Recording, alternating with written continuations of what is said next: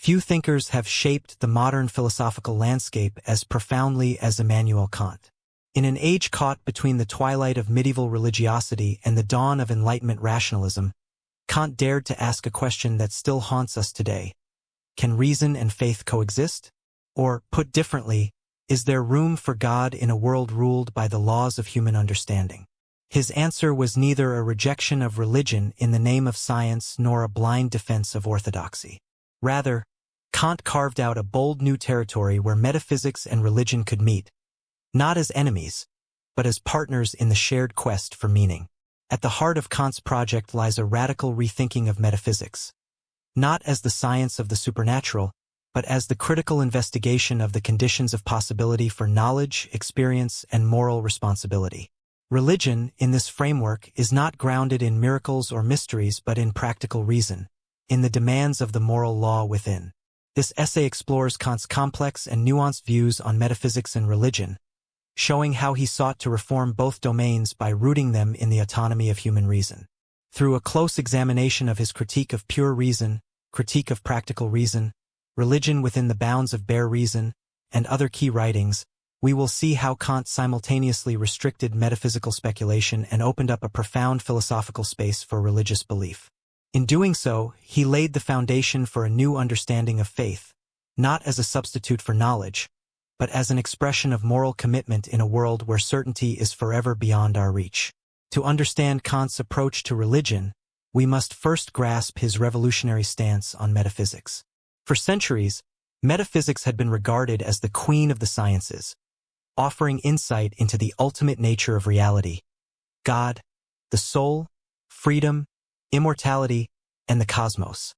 Thinkers like Descartes, Leibniz, and even Christian theologians confidently asserted knowledge of things beyond experience. Kant, however, found this tradition deeply problematic. In the Critique of Pure Reason, 1781, Kant undertakes what he calls a Copernican revolution in philosophy. Instead of assuming that knowledge must conform to objects, he suggests that objects must conform to our mode of cognition. Human understanding is not a passive mirror of reality but an active structuring force. Space, time, and the categories of the understanding, such as causality and substance, are not properties of things in themselves but conditions under which phenomena, things as they appear to us, can be experienced. This insight has major consequences for metaphysics.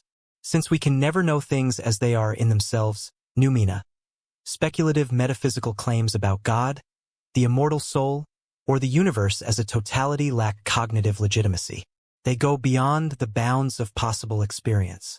As Kant famously declares, "I had to deny knowledge in order to make room for faith." Rather than eliminating metaphysics, Kant sought to reform it. Genuine metaphysics must be critical, not dogmatic. It must examine the limits and conditions of human knowledge. Traditional metaphysical proofs, such as the ontological, cosmological, and teleological arguments for God, fail not because they are irrational, but because they pretend to know what lies beyond the scope of experience. While Kant blocks the path of speculative reason to God, he opens a new path through practical reason. The Critique of Practical Reason, 1788, presents morality as a realm governed not by empirical laws but by autonomy and duty.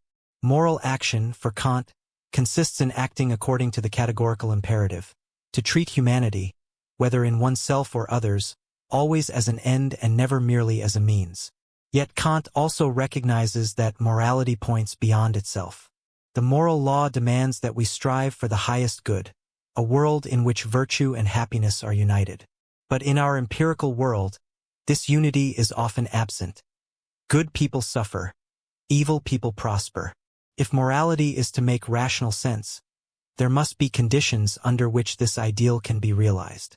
This leads Kant to postulate three practical ideas: the freedom of the will, the immortality of the soul, and the existence of God. These are not objects of knowledge but necessary assumptions for moral reasoning. Freedom is required to make moral responsibility possible.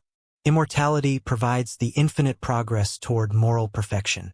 And God guarantees the alignment of happiness with virtue, the realization of the highest good.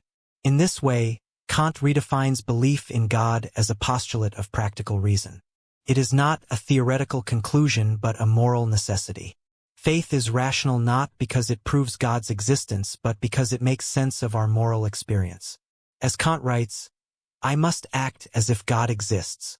Kant's mature thoughts on religion find their fullest expression in his Religion Within the Bounds of Bare Reason, 1793. In this work, he seeks to reinterpret traditional religious doctrines through the lens of moral philosophy. He argues that true religion is not about rituals, dogmas, or supernatural interventions, but about the cultivation of moral character and the promotion of ethical community. For Kant, the essence of religion is the recognition of our radical evil, the tendency of human beings to subordinate the moral law to self-interest, and the consequent need for moral regeneration. This is symbolized in Christian theology by the fall of man and the redemption through Christ. But Kant interprets these stories metaphorically. The fall is our moral failure. The Redeemer is the idea of a perfect moral disposition that we must strive to imitate. Kant thus distinguishes between historical religion and rational religion. Historical religions, Judaism, Christianity, Islam, contain valuable moral insights, but they must be evaluated according to the standards of reason. Any teaching that contradicts the moral law is to be rejected, no matter how sacred its origin. The Church for Kant is not an institutional authority, but an ethical commonwealth, a community of individuals united by the shared goal of moral improvement. God is not a being to be placated with prayers and sacrifices, but the moral ideal that inspires our ethical efforts. In this sense, Kant's religion is deeply humanistic. It centers not on divine command but on human dignity and moral autonomy. Kant's reconfiguration of metaphysics and religion had a profound impact on the subsequent development of philosophy. On one hand, his critique of traditional metaphysical proofs led many to conclude that religious belief must be grounded in something other than theoretical reason. On the other hand, his moral justification for faith inspired new ways of thinking about religion as a dimension of ethical life rather than a set of supernatural claims. In the 19th century, thinkers such as Friedrich Schleiermacher and Albrecht Ritschl emphasized the experiential and moral aspects of religion, echoing Kant's view that religious truth lies not in doctrines but in lived commitment. Soren Kierkegaard, while critical of Kant's rationalism, also saw faith as a personal, existential choice beyond the reach of reason. In the 20th century, neo-Kantian philosophers like Hermann Cohen and Paul Tillich continued to explore the relation between reason and faith. Even secular thinkers such as Jürgen Habermas and John Rawls drew on Kant's idea that ethical principles can provide a common ground for public discourse, including religious beliefs. At the same time, critics of Kant, especially in the existentialist and postmodern traditions, have challenged his emphasis on universality, autonomy, and moral rationality. They argue that Kant's religion of reason risks reducing faith to ethics and ignoring the deeper, more mysterious aspects of religious experience. Nonetheless, Kant's central insight endures, that religion, if it is to be meaningful in a modern age, must be compatible with human freedom and moral responsibility. Faith cannot be coerced by authority or proven by logic. It must arise from the inner voice of conscience and the call to live a life worthy of our rational nature. In an age of growing secularism on one hand and religious fundamentalism on the other, Kant's approach offers a middle path. He challenges us to take both reason and faith seriously, without allowing one to dominate or destroy the other. He reminds us that belief in God need not be irrational, and that ethics without hope risks becoming hollow. Kant's view of religion is not sentimental or comforting. It does not promise miracles or easy salvation. Instead, it demands personal responsibility, moral effort, and the courage to live in accordance with principles that transcend self-interest. In a time when many search for meaning in a fractured world, this moral vision remains deeply relevant. Moreover, Kant helps us navigate the tension between pluralism and truth. By grounding religion in practical reason, he provides a standard for evaluating diverse beliefs without falling into either relativism or dogmatism. Different religions can be respected insofar as they promote the ethical life and uphold human dignity.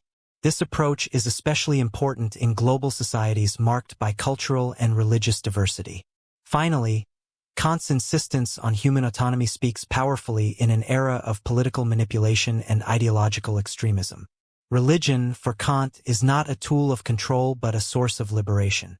It calls us to become better, freer, more rational beings, not by submitting to external authorities, but by listening to the voice of reason within. Immanuel Kant's philosophy of metaphysics and religion stands as one of the most profound attempts to reconcile the demands of reason with the aspirations of faith. He challenges traditional metaphysics by exposing its speculative excesses, yet he does not abandon the questions that give rise to religious belief. Instead, he relocates them within the sphere of practical reason, where they gain a new kind of legitimacy, not as knowledge but as hope grounded in moral necessity. For Kant, God is not an object to be demonstrated but a postulate to be lived. Religion is not about doctrines or miracles but about the cultivation of moral character and the striving toward the highest good. In this way, he transforms religion from a system of belief into a way of life, a rational, ethical, and deeply human endeavor. In our own time, when both blind faith and cynical skepticism threaten to impoverish the human spirit, Kant's vision offers a path forward. It invites us to think critically, act morally, and believe responsibly. It asks us to live as if our lives mattered not just to ourselves but to a moral order that transcends us. And in doing so, it reminds us that the true essence of religion lies not in what we believe, but in how we choose to live. Thank you for accompanying. Don't forget to like and subscribe to the channel and leave a comment below so we can discuss. Wish you and your family good health.